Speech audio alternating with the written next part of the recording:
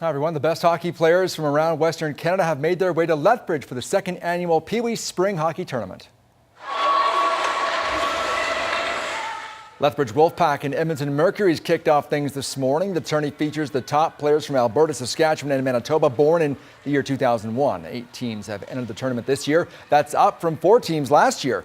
20 games are scheduled over the long weekend at the Henderson Arena. Coaches say it's a great opportunity for these young hockey players to evaluate their skills against the cream of the crop. It's a great atmosphere because it's very competitive. I mean, a lot of these kids are the top kids in their age group from, we're seeing some of the top teams and some of the top kids in Edmonton. You're going to see the top kids in Calgary, Saskatoon, the Manitoba area, and so it's very competitive. But at the same time, it's also an opportunity to have some fun and meet some people.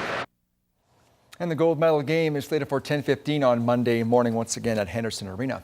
The Memorial Cup begins in just over half an hour's time in Saskatoon. It's the host Blades, Portland, London and Halifax competing for junior hockey's top prize. And I have to wonder out loud, how will the Blades do after having 52 days between games? You might recall that Saskatoon was swept by Medicine Hat in the first round of the WHL playoffs back in March. The Blades take on OHL champ London tonight in the first game of the tourney.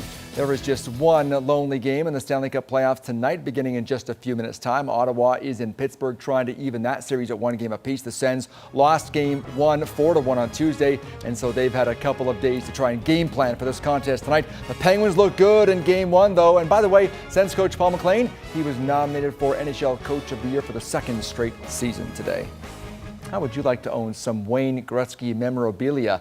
There's a large collection that's going up, owned by Sean Chalk, and he's auctioning it off. The Fort McMurray resident has everything from helmets to jerseys, gloves, and sticks that 99 used in his prime to create hockey history. Chalk says collecting the items became his passion after visiting a pawn shop in Edmonton nearly 15 years ago. That's when he bought his first piece of memorabilia. He's not selling everything, though, but he says he won't miss what he sells.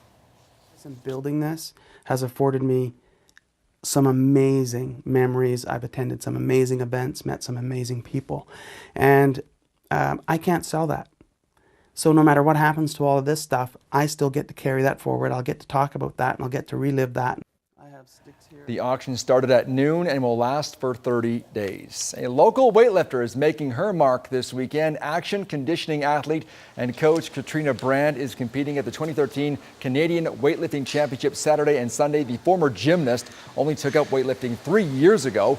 Coached by husband Chad, Katrina is the first woman from Lethbridge to qualify for the Canadian Championships.